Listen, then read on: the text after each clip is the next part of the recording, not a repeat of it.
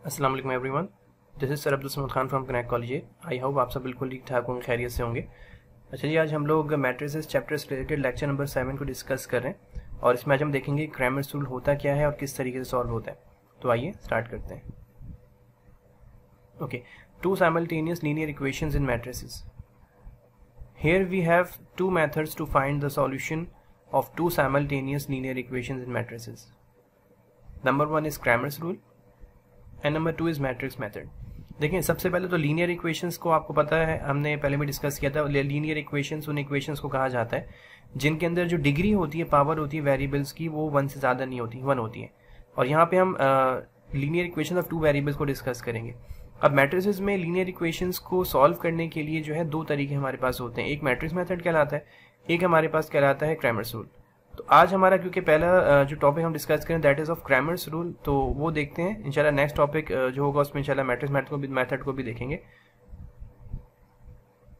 Okay, example number 1 में देखो बेटा, हमें सवाल इस तरीके से दिया जा रहा है कि solve the following simultaneous linear equations by using Cramer's rule.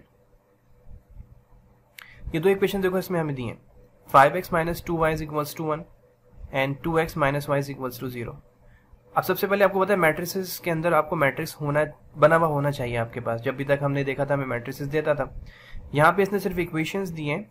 तो यहाँ पे हमें करना ये होता है कि हमें मैट्रिसेस को ड्रॉ करने होते हैं, ठीक है।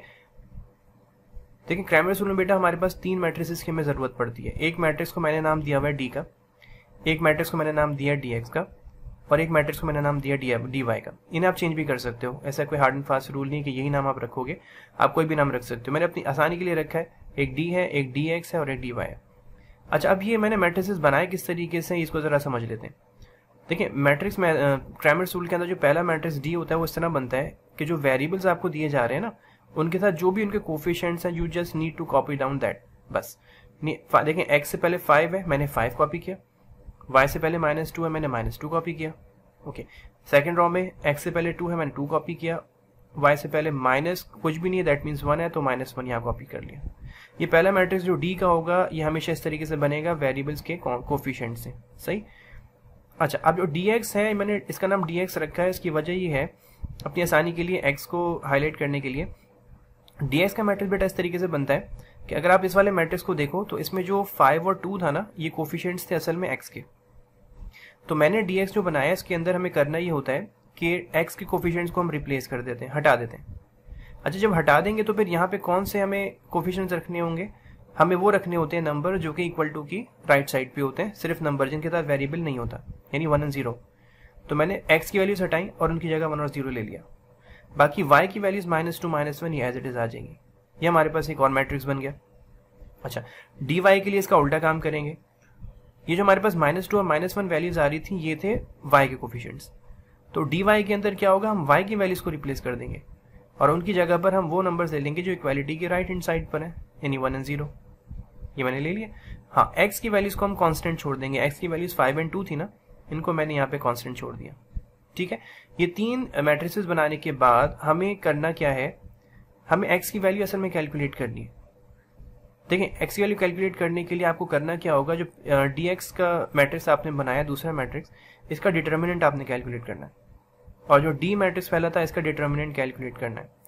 उनको कैलकुलेट करके जब आप डिवाइड करोगे तो you will get the final answer of x, यानी x क्या होना चाहिए।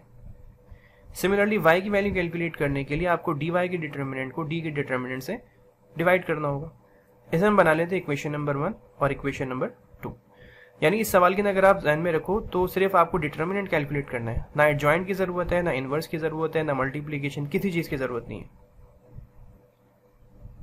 ओके, फर्स्ट ऑफ ऑल बेटा देखो, सबसे पहले डिनोमिनेटर की वैल्यू हम कैलकुलेट करेंगे, क्योंकि आपको पता है अगर डी का डिटर्मिनेंट 0 आ जाएगा तो फिर आगे का सारा काम हमारे लिए वेस्ट है। तो हम पहले डी का डिटर्मिनेंट कैलकुलेट कर लेते हैं। देखिए, डिटर्मिनेंट का आपको पता है 2 पैरेलल लाइन से शो किया जाता है, और इसका जो फॉर्मूला होता है वो होता है AD - BC।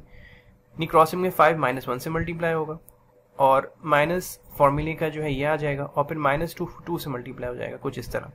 नाउ 5 को बेटा -1 जब आप मल्टीप्लाई कराओगे तो आपको मिलेगा -5, and minus is plus, and 2 2 ज़ा 4। अब -5 + 4 अगर हम करते हैं तो हमारे पास जो आंसर आएगा दैट इज -1। अब देखो, ये 0 नहीं आ रहा ना, इसका मतलब है ये नॉन सिंगुलर मैट्रिक्स है। Since matrix D is a non singular matrix, therefore answer can be calculated. यानी फर्दर से हम सॉल्व कर सकते हैं। एक मैट्रिक्स का डिटर्मिनेंट मिल गया ना, हमें dx का डिटर्मिनेंट चाहिए। लेकिन मैट्रिक्स जी हमने पीछे देखा था, वो हमारे पास था 1 0 -2 n -1। सेम फॉर्मूला अप्लाई करेंगे, AD माइनस BC, 1 -1 से मल्टीप्लाई होगा, माइनस की साइन फॉर्मूले की वो आ जाएगी, -2 जो है 0 से मल्टीप्लाई हो जाएगा। ओके, जब आप 1 को बेटा -1 से मल्टीप्लाई कराओगे तो आपको -1 मिलेगा, and minus minus is plus, and 2 times 0 आपको पता है 0 होता है। अगर आप 1 में 0 प्लस करो या -1 में 0 प्लस करो कोई फर्क नहीं पड़ेगा, असल वैल्यू वही रहेगी, यानी कि -1। तो डिटर्मिनेंट ऑफ dx भी हमारे पास क्या आ गया, -1। अच्छा, आखिरी डिटर्मिनेंट बेटा हमारा रह गया, वो था dy का 5 1 2 0। सेम फॉर्मूला हमने अप्लाई किया, 5 0 से मल्टीप्लाई होगा, माइनस, एंड 1 2 से मल्टीप्लाई हो जाएगा। आपको पता है 5 टाइम्स 0 0 होता है, माइनस, एंड 1 2 से 2 होता है, एंड 0 -2 आपको पता है क्या आंसर आएगा, -2। अब देखिए, हमें जो जितनी भी वैल्यूज चाहिए थी हमने सब कैलकुलेट कर ली। हमें सिर्फ करना क्या है, इन सारी वैल्यूज को सब्स्टिट्यूट कर देना है, dx के डिटर्मिनेंट की वैल्यू को, d के डिटर्मिनेंट की वैल्यू को और dy के डिटर्मिनेंट की वैल्यू को इक्वेशन नंबर 1 जो हमने बिल्कुल शुरू में देखी थी। तो कुछ इस तरह से शक्ल बन जाएगी। x की वैल्यू के लिए मैंने क्या बताया था कि ऊपर आपने रखना है dx का डिटर्मिनेंट जो कि -1 आया, और डिनोमिनेटर में आपने रखना था d का डिटर्मिनेंट जो भी -1 आया था। और y की वैल्यू कैलकुलेट करने के लिए आपको ऊपर रखना था dy का डिटर्मिनेंट जो कि आपके सामने ये रहा, और डिनोमिनेटर में था d का डिटर्मिनेंट जो कि -1 आया था। अब फाइनली देखें, माइनस से सिर्फ माइनस ही कैंसिल हो सकता है दोनों साइड पे।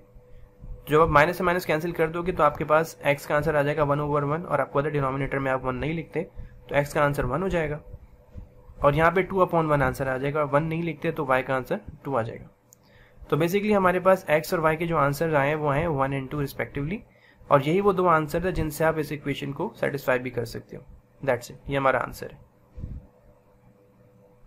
अच्छा जी, ये था बेटा क्रैमर्स रूल। आई होप आप लोगों को समझ में आ गया होगा। कैसी लगी वीडियो हम इस मुतालिक हमें कमेंट सेक्शन में ज़रूर बताइएगा, आपके फीडबैक का हमें इंतजार रहेगा। और इंशाल्लाह नेक्स्ट टाइम अब हमारा जो मैट्रिक्स मेथड का टॉपिक रहेगा उससे डिस्कस करूंगा इंशाल्लाह नेक्स्ट टॉपिक में। तो तब तक के लिए इजाज़त दीजिए। Thank you so much for watching. अपने वालों का बहुत ज़्यादा ख्याल रखें, हमें दुआ में भी याद रखिएगा।